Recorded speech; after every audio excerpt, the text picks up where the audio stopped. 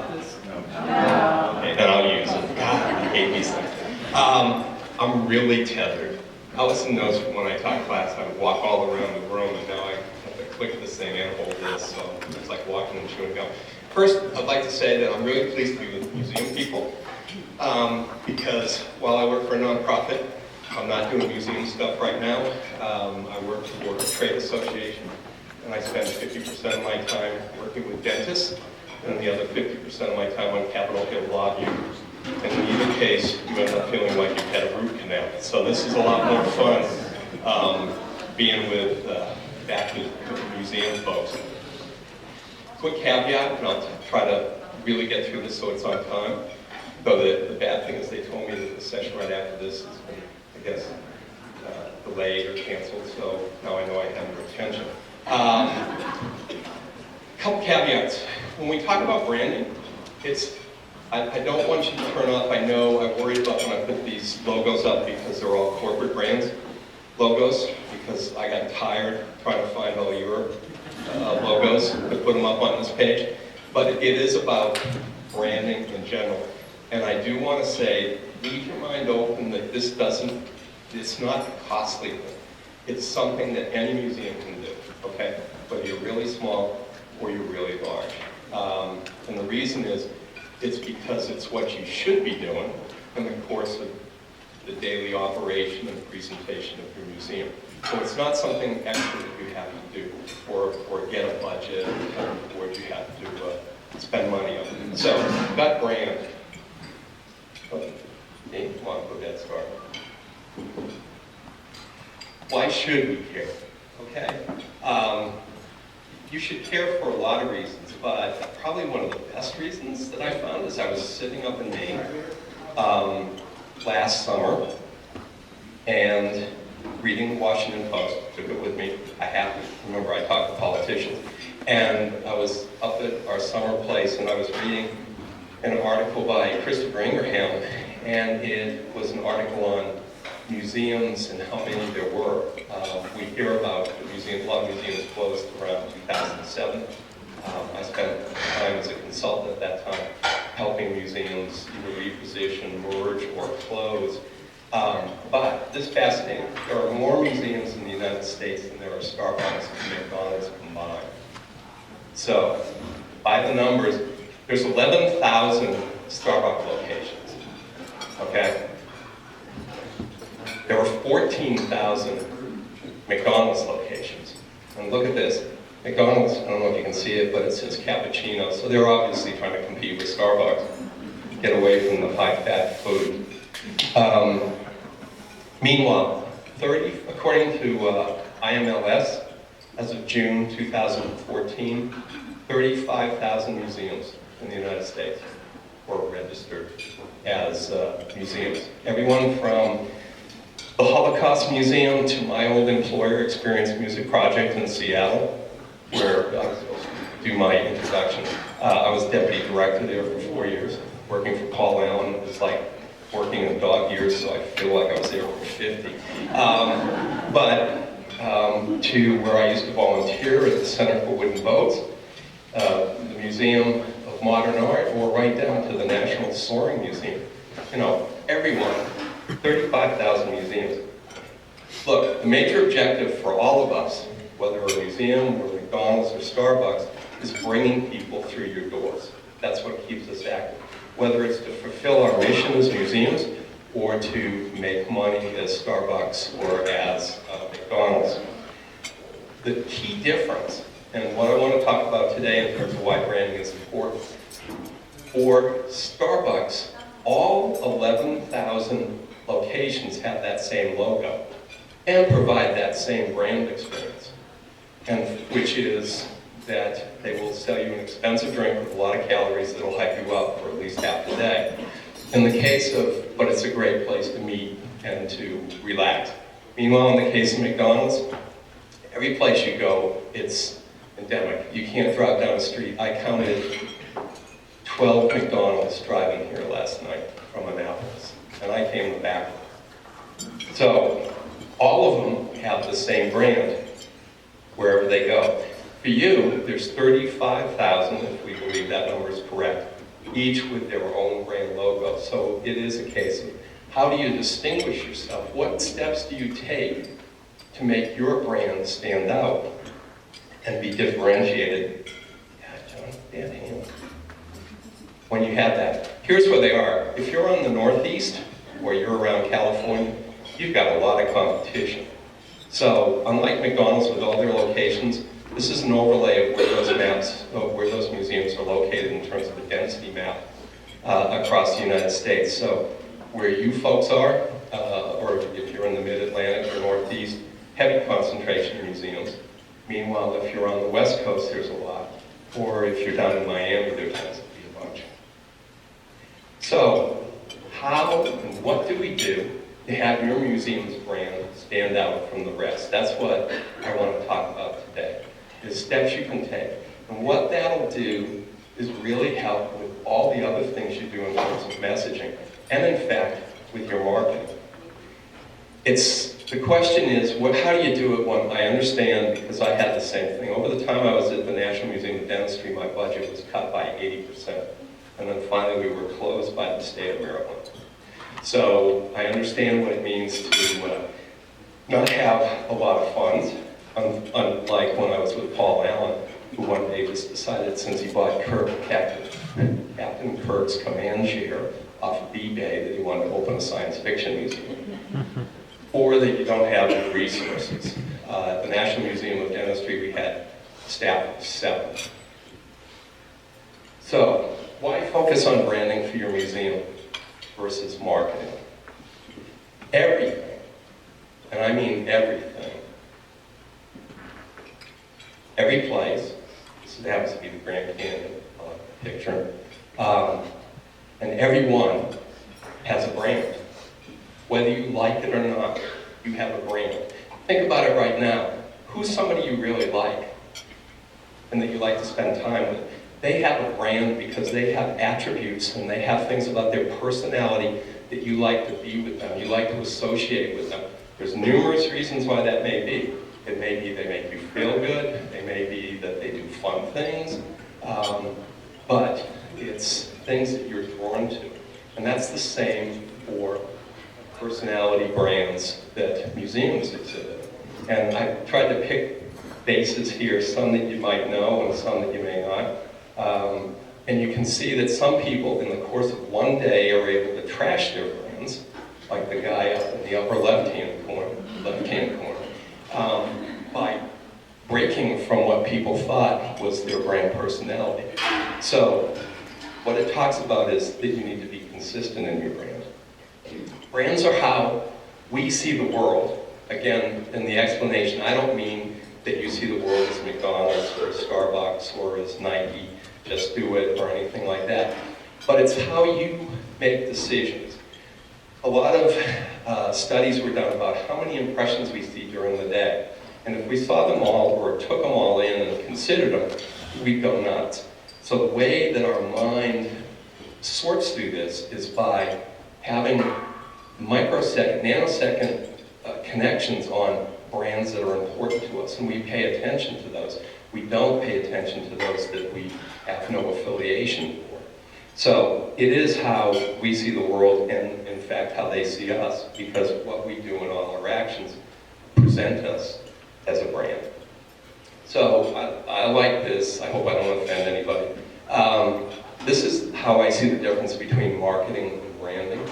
In one case, in marketing, you're saying, I am a great lover, or I am super smart, or I am whatever it is. In the case of branding, what happens is people come to you because they've heard or they've experienced that you are a great lover. So, how can it be better than that? So, difference between branding and marketing. In the case of branding, it is strategic. And I don't mean to go highbrow on you, but it is an expression of that essential truth or value of an organization, a product or service. It's the characteristics, the values, and the attributes, remember I talked about those things that you like in somebody, that differentiate your brand in the minds of consumers. It's things that they equate to and understand and resonate with that makes your brand unique. And what that does is it creates preference, which is loyal customers, and it also creates protection. If I was talking to a corporate audience, I'd spend a lot more time about sharp elbows. And sharp elbows in branding is that you have a position, brand position, that you can defend because you're different. So if you're an auto museum, I love going to auto museums, what makes yours different? What do you have in your collection that no one else has? Or how do you present it? Or, how do you go about explaining what you do? Some museums do that very well. Others don't do it so well. And they don't differentiate themselves. So in the case, if you're a house museum, what do you have that differentiates you, that you connect either to your community or to a historic story or whatever, that differentiates you? In fact, gives you those sharp elbows so that others can't come in like the little bed and breakfast down the road and claim that they have the same things that you do. That's what I mean by sharp elbows. Finally, when I was in business school at Columbia, they talked about in marketing and branding, there are pull strategies and push strategies. Branding is a pull strategy, like that thing where the person goes, I hear you're a great lover. Good branding attracts people and they come to you, so it's pull. In the case of marketing, it's tactical.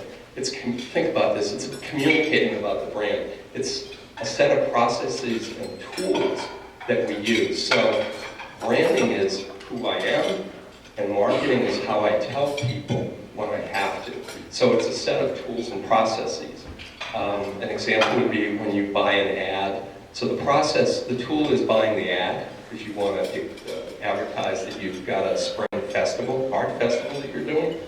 So you do that. The process is going through and trying to align what ad vehicle, whether that's a newspaper, whether that's online, or what you do, is going to reach that audience that you want to get to. So for a lot of you, it may be a local newspaper, it may be a local radio station, it may be using social media to have your folks get that out. But it's a process. It's not the underlying what you're about. It's about carrying that message out. And the reason we do that is so you can present your brand message and that you can, I hate the term, but anyways, unearth and activate buyers. In other words, it's a call to action, but it's very much a technique. And it is a push activity because you're pushing out your message. Okay, so versus drawing people to you, you're giving them a message to get them to listen to you.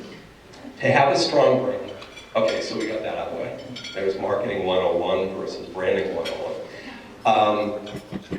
To have a strong brand, I spent a lot of time looking when I was consulting, and still when I have free time, which is a little quirky, I always spend time looking at what makes a brand distinctive. And so, but I don't think Alice explained it, I missed part of it. The first half of my life, I spent hustling stuff to people. Not doing telemarketing, but I was the brand manager. I got out of business school and I was the brand manager on Captain Crunch cereal. So actually I helped a lot of dentists in my early career. I went from Captain Crunch to actually being the brand manager on Hawaiian Punch. And then from Hawaiian Punch, I went to Tropicana Orange Juice and was the fresh squeezed orange juice, which was great until we hired Bruce Jenner as a spokesperson, but that was a long time ago. Then went to work for National Geographic and worked for them for another number of years as the vice president of marketing for their brand and for their subscription business. And oh, and I forgot, I was also the brand manager, which my daughters loved, of Coach Leatherwear, and worked for them for years. And had more leather in the house than should be. In all of those cases, what you find, the brands that really work well are those that are authentic and purpose-driven. Okay? Authentic and purpose-driven, because those convey messages that people can relate to and that you associate, and by default become an extension of your personality. Authentic and purpose-driven brands are those who, every action in communication reflect a strong, clear, I should say consistent, as well as honest set of convictions. And we'll talk more about convictions in a minute, because that is critical to the concept of branding. Here's Howard Schultz, the head of Starbucks. In his book, Pour Your Heart Into It, one of the things that I took away was authentic brands don't emerge, see, I spelled this word, authentic brands don't emerge from marketing cubicles or advertising. They emit from everything the company does. And I think, whether you shop them or you shop, I tend to always try to find a local coffee shop but that's just because I'm a contrarian. But they do provide a great experience, and you know what you're going to get, and the people are very friendly, and the baristas are right there to help you, and there's a good selection, and you have stuff. And so Howard really, he personally taste tests. When I was out in Seattle and I meet him, he personally sits down every week and does taste tests for the coffee that's going to be served out in all of his stores. So it's that attention to detail. It's the barista training. It's how they get baristas, how they get them to participate and feel like part of the brand because of employee benefits that they offer. All those things equate to, it's the things that the company does. Again, I told you I'm quirky, so I read these weird reports from branding agencies, and Landor Associates, it's not Landers, but Landor, I wish it was me, came out with they do a report every year of trends in branding. And it's a little Zen sounding, but the purpose is the deepest expression of a brand. And it's by that drawing on the essence that it helps determine its path in the world. So go forth, grasshopper, and be safe. But it really is, I know it sounds esoteric, but it really gets down to you are who you behave as and how you conduct yourself. And that's really what differentiates a brand. So how do we get there? Okay, in 45 minutes or less than that, that's cool. 3 traits. When I was consulting, I would go in and always, when I had a brand project, because I was working for a consulting firm before I went to the National Museum of Dentistry, and I was the head of cultural attractions practice. And the first thing I would do is go in and look at 3 things concerning if I was hired to look at their brand or what issues were and why the museum wasn't doing well or attracting people. And that was to check what and how they were doing in terms of clarity of their message and how they conducted themselves, their conviction. That's scary when you're talking to a board, by the way, and I understand that. And the connection that they created with those that were their audience. Going through those questions, the first one I would focus on would be clarity. And picking again from the corporate world, Mark Baines, the Chief Marketing Officer for Kellogg, said, unless you have absolute clarity on what your brand stands for, everything else is irrelevant. So if you don't know what you are, how can you expect anyone else to know who you are? So clarity is really crucial. So I wanted to give you some tips on what to do to help with your clarity. And I understand, if there's board members in here, be understanding. If you work, this is a great way to take board members and those who are influencers in your museum through the process. And that is to ask 3 questions. First, within your organization, and then of those who are members or visitors. You can do exit surveys, they don't cost a lot. You freaked me out when I saw the survey that you're supposed to fill out on this. Was it confusing? It may be. But anyway, you can do all sorts of things and it doesn't cost a lot of money. Sit down, invite your members during the group to give you feedback and get these questions. What do you do for yourselves internally? Who do you serve? And why do customers choose you? So why do they choose you versus somebody else? And these are things you should always be asking, not just once and then say, okay, we've done that, let's move on. But you need to do it at least on an annual basis and maybe even more often. So I wanted to give you some examples. and some tips within that. The first thing is, what do you do? So you've answered that, and you know what you do. It tends to be, you will find, if you're like every other museum I've talked to or worked for, that the list will be long. And I would tell you that if I was focusing or could have a clean slate, I would do fewer things and do them better, okay? So I was trying to figure, I looked at all the people who were coming to this and wanted to see whose museum I was going to pick on. And I decided that wasn't smart. So I'm going to pick on my old employer and where I work. This was our mission. The National Museum of Dentistry inspires people to make healthy choices about oral health by creating and sharing learning opportunities that celebrate the heritage and future of dentistry, the achievements of dental professionals, and yes, the importance of oral health and a healthy life. The only things missing from this mission statement is apple pie, mother, and the flag. Okay? So I got there and the board laid this on me, and by the way, the board is made of outsiders and also the University of Maryland Regents. And I was like, oh God, this is gonna be tough. Because it was a lot of things.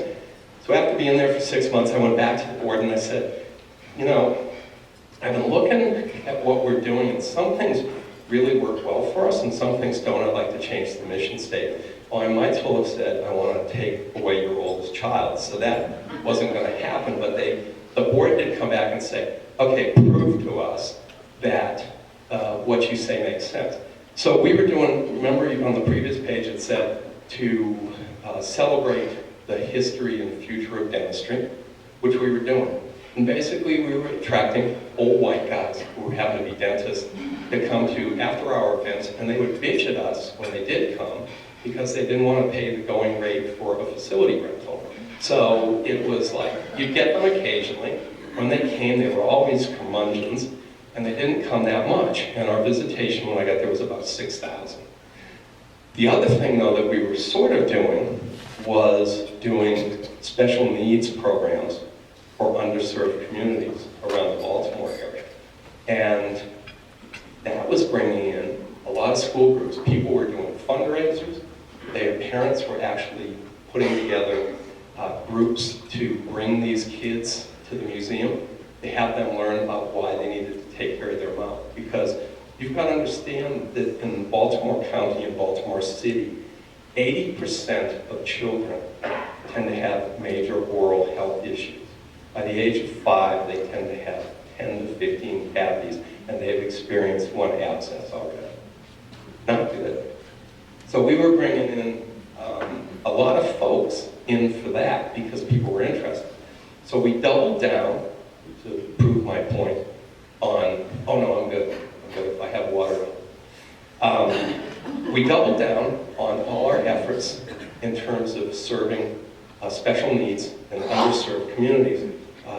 We went out and we did a program on Healthy Smiles for Autism, which went beyond the local community but went national. We didn't have all the expertise at the University of Maryland, so we reached out to our folks over at Johns Hopkins Kennedy Krieger Center, and they were very helpful in terms of how you relate to these children. We did focus groups with parents and found out that parents with autistic children were tired by the end of the day, and so when you tell them, oh, you should do this, like go through magazines and find examples of pictures that will help your children understand what they should be doing, and put that up on a wall in front of them, they just go, seriously? And frankly, brushing your teeth by the end of the day was the last thing they wanted to deal with. So we made a brochure that talked about tips for the parents, and also had all these little pictographs that kids with autism could put up on their bathroom mirror. And they're very focused on starting. So the first one was pick up your toothbrush. The second one, pick up the toothpaste. Put a dab about pea size on the little. It was all pictographs that they could tape up on the mirror and follow the process. It really, I know I don't mean just to focus on that, but switching out to that audience made the museum much more relevant to its best audiences. And what that did for us, and it's not to brag, but I was happy. This was cool stuff. We increased attendance by 100%. Went from actually 6,000 to, it was more than that, we got up to 18,000 in terms of school kids coming. And when people heard beyond, people started coming from Anne Arundel County, they started coming up from Virginia, they started coming down from Pennsylvania. And it was all these parents that are so hungry to find a place that would recognize and have special days for their children. We even, to help, because it was such a good program, we went ahead and brought in a dental office. And on Tuesdays, we wouldn't open it to the public, we'd only let parents of kids with special needs come in and play with the operatory. Turn on the light, see what it was when the seat went back and forth, have somebody with, we'd have dental students come over and let them experience what it was going to be like when they went to the dentist, so it wasn't such a creepy thing. Because of that, we got picked up by the local media, and then we got picked up by national media. And then, because of that, we got heard by several foundations in the Maryland area, and ended up they came to us, instead of my begging, they actually came to the museum and said, wow, you should apply for this grant. And we got more grants in that year than we ever had before, which was none. Here's a case of doing less and getting more out of it. The other thing is, don't try to be all things to all people about who do you serve. I've got two former students when I was teaching at George Washington University's Museum Studies program. And I would always use this phrase from my Wall Street friends that bulls make money, bears make money, and pigs get slaughtered. So what does that mean for museums? Have a point of view. Get this niche, get that niche. Don't try to be everything to everybody who maybe is coming through your town or lives in your community, because it's not going to happen. And if you do that, you lose the people that you did have, because they'll say, wow, they don't care about me, or that's not what I thought they were. So you cannot be all things to all people. You need to focus down.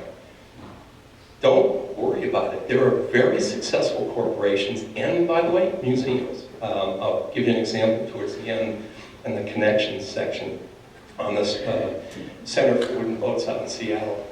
They just decided, this is who we're going to go after. We're not going to worry about trying to be everything to everybody.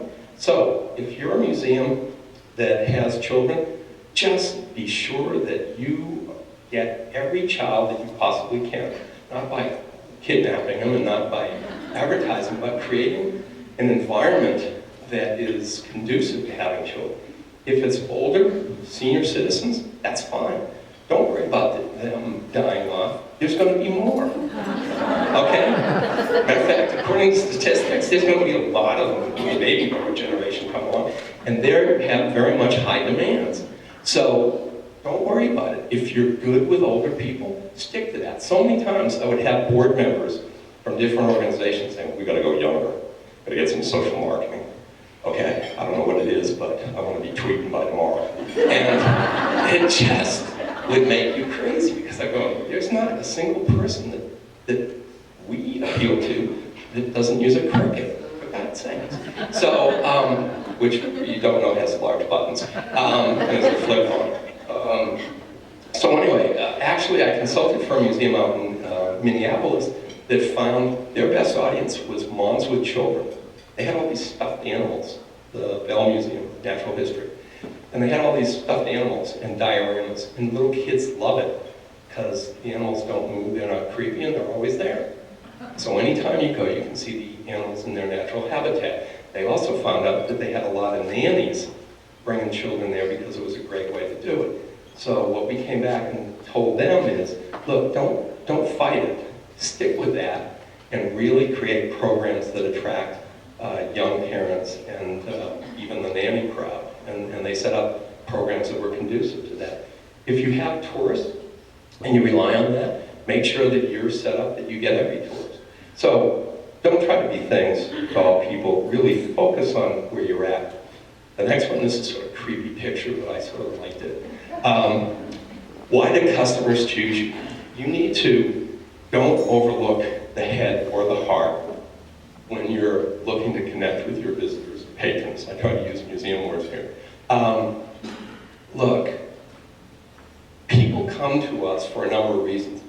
I know, you think it's only because of one reason. reason, which is because you gave them a good car. No, because it's pure love, or they have a great sense of humor, or I love their smile. Yeah, those things, they all make sense. But also, I love my wife because she's a great cook. She teaches cooking for Williams-Sonoma. I like that. She puts up with me, and she's good. She's a good pal. So there's numerous reasons that people come to you, okay? I know we think it's one because we have the only Van Gogh in Delaware, or whatever it is, the only France fire engine. No, it's a number of reasons. It may be, and certain things are concrete, or I love going there because of education, the programming. Some people won't admit it, but they love the museum store. I love the museum store at the American Indian, or the Native American Museum. I also love their restaurant. So I go to Air and Space because I get off on large planes, and then I go over and eat at the Native American because they have a much better restaurant. So we equate with certain things, and we make these decisions based on it. Other things may be events and festivals. So know what those things are. Don't try to be all things to all people again, but really understand all of those connections that are really strong with people, and you get that by actually asking them. I'm sorry, it's a long quote, but it was pretty cool. In Harvard Business Review, there was a study done about what drives business communities. And I'm sorry, this was really about Harley Davidson, but they were about ready to go out of business, and now they're a very successful brand.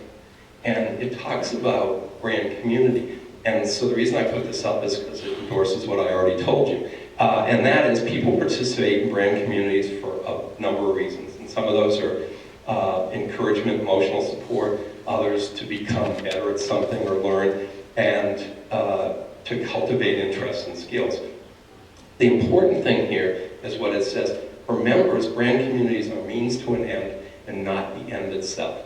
And that's what you have to understand. You are a part of their life. You are not their whole life, okay? In other words, you can put together a program in which you play a key part, but they're not coming to you because they have to, okay? It's because they want to. Conviction, next one. So we talked about clarity, now I want to get on to conviction. Great thing, hold conviction in your idea. So what's that mean? Again, going back to that landlord, focus, I thought this was so good, I used more stuff.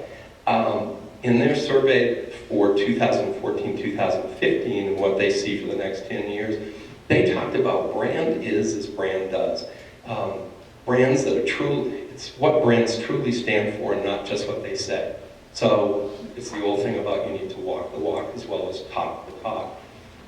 And that's what will decide where people put their money. Also, going well beyond the functional and even in certain cases the emotional benefits of products and services. Corporate culture will determine brand loyalty. Conviction, I would say, is the most important part of any brand because it's what it stands for, it's what your reputation is built on, and it's why people are attracted to you, okay? You like people who are not wishy-washy. How many people like wishy-washy people? So, we don't. We like people with conviction. We like people who are passionate. We like people who love life. And that's what conviction is about. And that's what you need to think about for your organizations, your museums, is where's your conviction? And is that consistent? Here's an interesting one. Tough one to tell board members, but it's true. And I'll give you some quick examples. Brands with conviction focus on what the consumer or the visitor, the member or patron wants, not what they need, okay? So, the point I'm making here is that I've had plenty of board members, and also, anyone in here a curator? Okay, sorry. I've had my curators come to me and say, okay, I know John, we've been doing this fluffy stuff like toys and dentistry, we need to do a serious exhibit. The public needs to see this. This is what presenting the history of dentistry is. That is saying that we know what they need instead of addressing what they want. So I'm not saying, and I'm not putting anyone down, but you always want to stop and say, am I giving them what they want? And remember, it's how they see you and how you are in conviction. So you may say, or you'll have your board members, the board used to be the worst. They would say, yeah, they need to see this exhibit. Paul Allen had Captain Kirk's chair, but he also had all this science fiction artwork, which the only thing that could have made it worse is it was done on velvet. But anyway, it was all these weird sort of 3D scenes and stuff. And he was like, we need to get this out. People need to see this. This is part of science fiction. We did it. We actually took it down, the exhibit, sooner than we thought we would, because no one was going there. It was like crickets in there. So it's important to give them what they want, not necessarily force feed them with what they need. Conviction needs to be evident in everything you do, from the people you hire. You laugh at this, but again, I'll pick on Experience Music Project. We thought it was cool to hire musicians, preferably indie rock musicians. Good thing, except we were open from 10 to 6. Indie musicians are basically vampires who wake up around 7:30 p.m. and go to bed at 2:30 a.m. So they were sleeping at the visitor's information desk.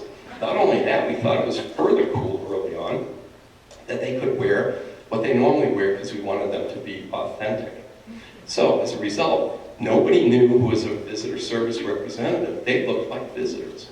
And so people would say, you don't have any staff here. And we had all this staff sleeping at strategic places around the museum. So what we did is we went out and got Fender guitar to give them all these sort of rock and roll shirts that were like the shirts that the guy wore on 2.5 Men, Charlie Sheen, would always wear those sort of Colombian-looking shirts or Caribbean-looking. We got those for all the folks, and I said to Fender, you can put your name on the back as long as we can put our logo on the front, and then put the individual's name, and we gave them uniforms. And guess what? Suddenly, people started going to bed early, showing up to work on time, staying awake, and having a sense of pride. And we were showing conviction to our folks because it was cool and still authentic.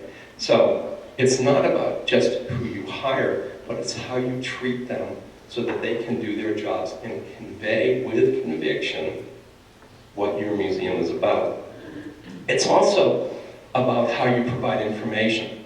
So is there somebody from Smithsonian here today? Still? I saw it. Okay, so I'm going to pick on you in a second, but I love this. I did screenshots of museums I liked about how they can, how you show conviction.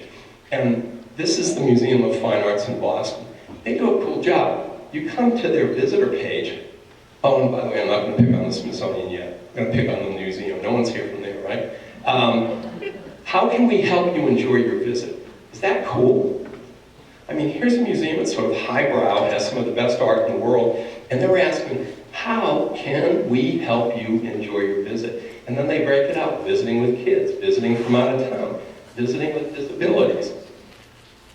I should have one for me, visiting intoxicated. But the whole thing is they show concern. They show conviction. I love it.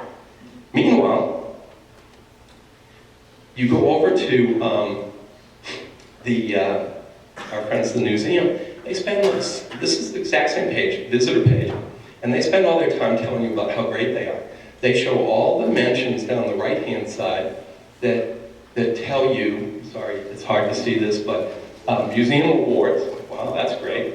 And then see for yourself why the museum is called a must-see attraction. Then down here, I love this. Hours, open daily 9 to 5, closed on Thanksgiving. And then this is a nice warm touch. Hours subject to change without notice. This is marketing. It is not being good with your members. All right, I gotta move on. Connection's the third one. Successful brands that connect, and these are things you can take. Now, by the way, I'm glad to give or send this on, and anyone can have it. So if you don't, if you've got writer's cramp, and I know I talk fast, don't write anymore, you can have it, okay? Successful brands that connect convey what they do. In other words, there's a clear benefit, okay? They convey why they do it, which is to put it in a context. It's important to us to let you see this very rare Packard automobile that was, owned by such and such. They do things that prove intent. In other words, they give you consistent paper trail or evidence that the first two things have meaning to them. And they do it every time, whether anyone is looking or not. Okay, so if it's a lecture to 200, or a tour for 3, or even 1 person, they do it. If people aren't coming, they still clean that museum and make sure there isn't paper towel spread all over the bathroom floor. And they make sure that all the lights work. And that is, they do it every time, and that's conviction. They do something together, which is participation. They look for opportunities where you can engage and interact with your patrons, visitors, or whatever. Brad, I'll give him a plug. I saw Brad Van Auken at a AAM conference, and we've stayed friends ever since. Brilliant guy. Any books by him are really good because it gives you examples of problems and then gives you suggestions on how to fix them. So giving him a blatant plug. But he wrote in his Blake project, ultimately, emotional connection will come from positive shared experiences. And remember, those are going to be different depending who your audience is. So I tried to give examples. One down the lower left-hand corner is the traditional experience. Here's somebody having fun and making fun of the artwork. Another case, it may be hands-on with kids. Sometimes it may not even be within the 4 walls of your museum. But what you want to do is have opportunities that connect and are consistent with what you're about. I tried to find some other examples. Here's something from Avium. I love this. I looked at 20, 30, what people were doing for Martin Luther King Day. I didn't get it off, but nevertheless. And I thought this was great. Clearly, they're sort of funky and deal with a funky crowd. Not funky in a bad way, but they're about the arts, and they're about eccentricity and being unique. So here's their Martin Luther King Day celebration, which is not starting with a tour of their current exhibits. They leave that to the last. They start with a happy birthday crown making workshop. So hands-on, I mean, that's pretty cool. Then they go to having a birthday cake, and then they have some Afro-American and cultural events during the day. Very much in keeping with them. Even the picture, they took a traditional, pretty famous photograph, and they overlaid some funky art into it. So, again, a little hard to see, but very much in keeping with their brand personality. And they had a great day versus, come see the photo, no offense to the museum, come see the photos of Selma. It's like, okay, it's not very exciting. I mean, why? Where's the fun? Where's the engagement? It's very stiff. Smithsonian, I love you guys. Air and Space, favorite museum. This is probably the biggest disappointment page to me on Air and Space because this is their idea of connecting. I'll give you a laundry list. Whatever you have, on whatever app you have, you can connect with me through this. It's not great stuff. It is marketing. The only thing that they do right, or I feel, I'll write on this page, is down in the lower left-hand corner. You really can't see it, but they say add your photos to one of our Flickr files, which is cool because they're asking you take a picture of a cool airplane, you can load it onto their file. So guess what it is? Participation, sharing. And it's asking you to engage. Best thing on that page. Here's one I liked. I worked for Paul Allen Experience Music Project. I volunteered at the Center for Wooden Boats. And I pulled 2 examples because I love them and because I can talk about them. These are great connections. And you can do this. If you've got a maritime museum or a museum in a certain town, you can engage people about what it's like at your museum that day. In their case, you may use a webcam, or in their case, they've got a weather station. So no matter where you were, if you were working in one of the high rises or working down at Boeing or whatever, you could look on your phone or look on your computer when you had a break and see what the weather was like. It's a way to connect because what they do is have sailing events and boating events and stuff up at South Lake Union. So it was a way that you could always connect with your patrons by giving them a way to connect wherever they were. What a cool thing. I'm sorry I didn't take a snapshot, but you could look at what the weather was at any particular time, so it helped plan your day. Or if you were daydreaming about being there, it was a way to say, oh my God, it's beautiful there. I wish I could get out of this office at Amazon and go down there. So, great way to connect. Another way that they connect, I used to teach sailing for them. And one of the biggest things is we get people and say, really, you should do this. And they would come and talk to us and they go, oh no, you know, I just don't want to be embarrassed. So what we came up with since, I thought was brilliant, they came up with a program that bring a friend and we'll teach both of you to sail for the price of one. So the biggest thing is you give people confidence by saying, okay, we're going to participate, but we know it's sort of scary. So bring somebody that you like so you can share the experience. It'll be less scary. And guess what? They just doubled their attendance. So it's a great way to connect, but it's also a great way to improve the visitation and visibility for the museum. So two great, I think, examples of connection. Look, connection does a number of things. And it's important because it will get you more visitors, and it'll also have them spend more time. They'll come to more events. They then become more familiar with you, and they'll start sharing on social media or word of mouth. They'll do more joining. You know, you want that transition. You want to move visitors. My fundraising, you want to move them through the hierarchy of participation. So you want to move them from an occasional visitor to being a loyal visitor, to being a member, to being an advocate, missionary, and that leads them to be much more inclined to donate. So if you do that, it drives people towards donations. That's pretty much the speech. I will tell you, there is one last thing. Besides that, I'll reiterate that it doesn't have to be expensive, because guess what? Branding should be what you're already doing. Just doing it better and consistently so it presents you in your best light to those who are most interested in what you do. That doesn't cost a lot because you should be doing it anyway. But there is one last thing, and this is always for, you can show this exhibit to the board. Building a brand isn't a one-time project that you do, okay? A lot of board members are past corporate, pillars, and they all say, just like at my company, we're going to make this a project, and we're going to have objectives, and by the end of the year, we'll be there. And then they want to move on to something else. That's not what branding is about. You can't do it as a project. It's got to be an ongoing effort that permeates everything from your messaging, to your actions, to your processes. And the processes about how you hire people. I'll give you an example in this day and age. It sounds wacky. If you're not nice about firing people, with social media, a disgruntled employee can undermine all your efforts just with one tweet. They let me go without cause, and they can make a very compelling case because they're hurt and upset.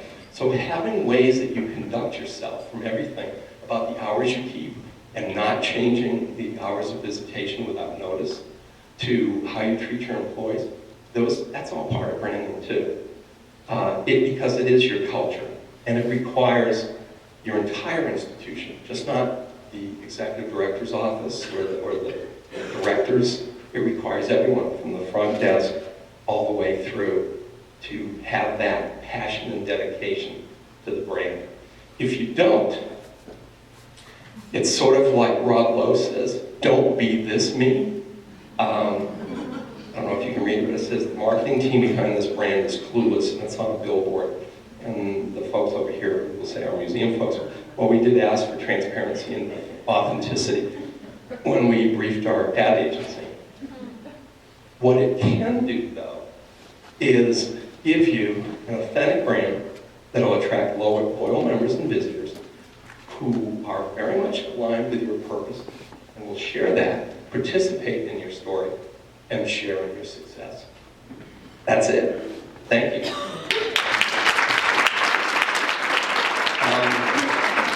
As I say, I try to keep this at a level to at least spur thought.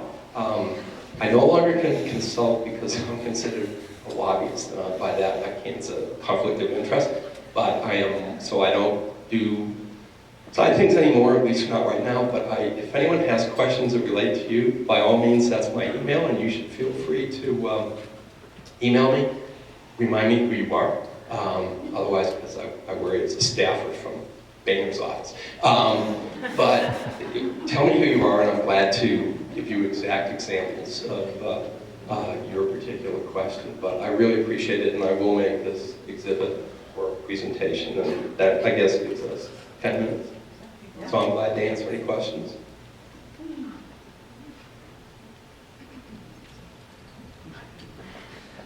Wow, I finally did it. I answered every question.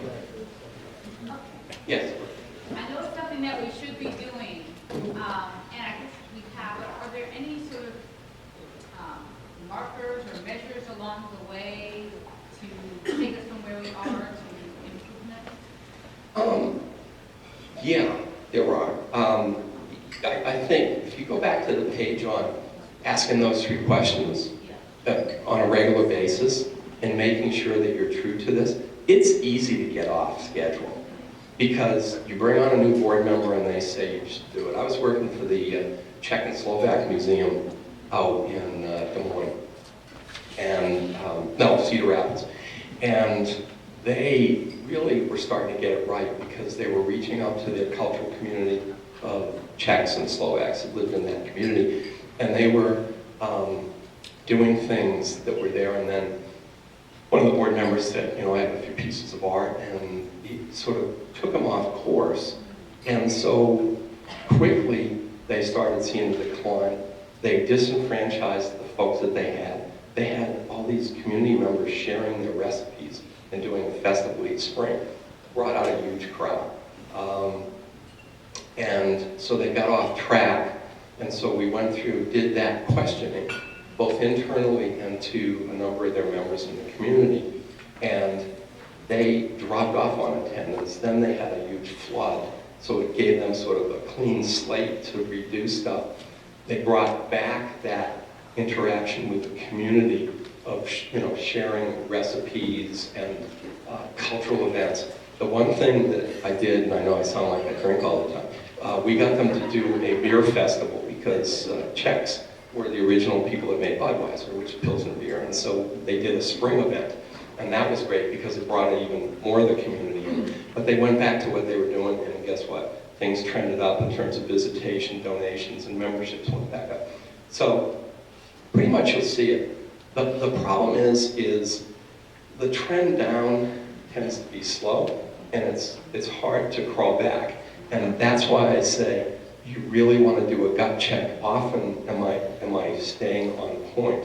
And then what you will see is you should see, and often we see, a trend up from there if you're doing that. So that's really the markers. I'll give you a really quick example that was interesting outside. It's in the dental world. 2007 came along, big market crash, people were out of work, and dentists say, wow, we're recession-proof because people are still coming. And that's because people had appointments that they feel they couldn't get out of. So through 2007, everyone sort of made their appointments, and then when dentists started calling to say, you need your 6-month follow-up, nobody came. And the dental market in 2008, 2009 crashed. Number of dental offices closed. My industry went in the tank in terms of sales because they didn't see it coming, because they weren't doing the gut check. And then what did they do? They sort of panicked and they went outside of what they were good at. So they started offering instead of like, I want to keep your teeth healthy, oh, I can whiten them for you for only $600. Or I now do Botox injections so your whole face will look great. And they kept moving away and away, and it just made the world crazy. This is the first year that things have sort of settled back down. The economy's improving and people come back. So there's an example out. So it's not a one-for-one. You may not just see it coming, and that's why you have to be proactive about, are we staying on track? Hopefully that answers it. It does. Oh, yes? I understand what you're saying about the receipts. Great. And I really feel like we're getting there. But when you talk about branding, you show logos, what I call a logo. Right. You show symbols that we now relate to. Starbucks, McDonald's, ideas, whatever. How do we go about getting that simple icon that makes us successful, makes us the red apple in all? Sure. Well, I can tell you the short answer, which is to hire a very expensive design agency. But the other one is, don't be so quick to abandon what you have. If you have traction in that, really put it more in the forefront. You'd be surprised how many times I find that, again, museums I consulted for in the past are sort of, I don't want to say embarrassed, but they don't put it forward. It's always at the bottom corner of the page. It's not prominent, it's not large. So what I'd suggest is make it very prominent, put it on banners out around. I don't know if they're still up. When I went, I made the museum, the National Museum of Dentistry, put banners all down the building and put the logo up. I think I wouldn't be so quick to jettison it because it does already have, you already have an investment in it. I mean, if it's a grand drawing and you're not a children's museum, I might change it, but other than that, I think I would first take steps to make it more prominent and bring it to the forefront as part of your brand personality. So would you say that you say that as a brand new board member came on and he personally doesn't like the logo, which has been successful for 8-9 years now. He says it's too busy. He likes it when it's this big, but he doesn't like it when it's this big. No, but that's Okay. I think that's fair. So I would make it this big. You know, the only other way, if he really hates it, all the rest of you have to get it tattooed so you show your commitment to it. And that's tough. I still hate that coach tattoo.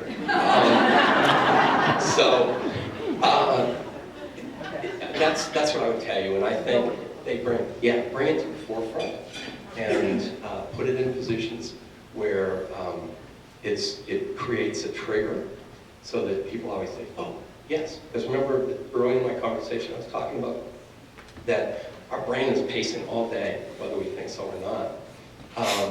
And so you're looking at things and saying, yes, no, yes, no. It's very binary. You're looking at brand logos or messages, and you're saying yes, no, and you don't even pay attention to the ones that don't have meaning. So give your logo the best chance by bringing it to the forefront so that those who are interested, or those who might be because of their interests, will say, ooh, I gotta stop and check this out. Other questions? Hey, John. Yes. I mean, there's often a strong denial of brand that, museums or tours or house tours that are, that our public will say, oh my God, or certain things are impossible, or you're stodgy, or you're instrumental. But the resistance, if you overcome the resistance, how do you honestly go to the boards and the staff to say, wait, we need to change? Is that moment or the process of, would you walk us through that? Yeah, sure. Well, of saying, we have to change. yeah, that's not always an easy process, and sometimes this is tough, but sometimes people have to go if they're really doing you harm. We had docents at the Experience Music Project who really were sort of like little disciplinarians, and we had to actually move them on and move to a different model because it wasn't consistent with where we wanted the brand to. So I don't mean to start it being hard, but the other thing is, it's not an easy answer because sometimes, I've been to some museums, one comes to mind in the Mid-Atlantic region, and they were wondering why they were considered stodgy and all that stuff. And yet they put all their volunteers and staff through a training program that the executive director and the board had not looked at in like 12 years. And it was written by an administration 2 times prior. And people were acting just the way that they were told to in that employee manual. And no one paid attention to it. So it becomes like a detective story of looking at that. Then the piece is to be more open, just like you are with the public. Be more open to bring the employees into the situation. Let them talk it through. Explain what you're looking for. And one of 2 things is going to happen. They're either going to say, wow, this is cool, we're getting reinvigorated, or they'll leave. And that's not, I hate to say it in terms of, how you incorporate. You see this with companies. Companies move through different stages. When companies that were early on, they are very entrepreneurial and very, contrarian, disrespectful of authority, all that stuff. As they become bigger and become public, to keep that trajectory going, they tend to change who is in management, and they need to change what they do. But you don't have to lose that culture. Look at Google. Google's huge, but it's pretty nice. They give you vegan food or gluten-free food in the cafeteria, and they have daycare, and we can't always do that stuff. But they very much are, and they walk the walk as well as talking the talk, and how they do it, and engage their employees all the time. They actively solicit from their employees, like, what should we be doing? Are we on track? How can we do this better? And so I think bringing the folks in versus saying, okay, the worst thing you can do is, like, we've got a new brand plan, or this is how we're going to present our brand. So go do it. Here's the manual. Read it and sign off that you received it. You can't do that. You've got to engage them. That's why I say everything you do with conviction has to be there. And you'll find, in a lot of cases, because it's what happened at several places I was at, is that people just go, I'm out of here. No, I'm not comfortable with this. And that's actually okay. So I don't know I answered your question, but... Well, it sounds like, in a way, when you talk about it, first admit this knowledge and understand you have to create a culture no matter what you do. Correct. You do. Your place has one already. That's better said than You that. may not realize it, so that awareness level has to start that. That goes back to my point earlier about whether you want to or not, you are creating a brand. And it may not always be the best one. You are creating a culture either by not paying attention to it, or by the fact that you don't engage people properly. So, better said than I did. All right, I've taken way too much time. Thank you so much. I really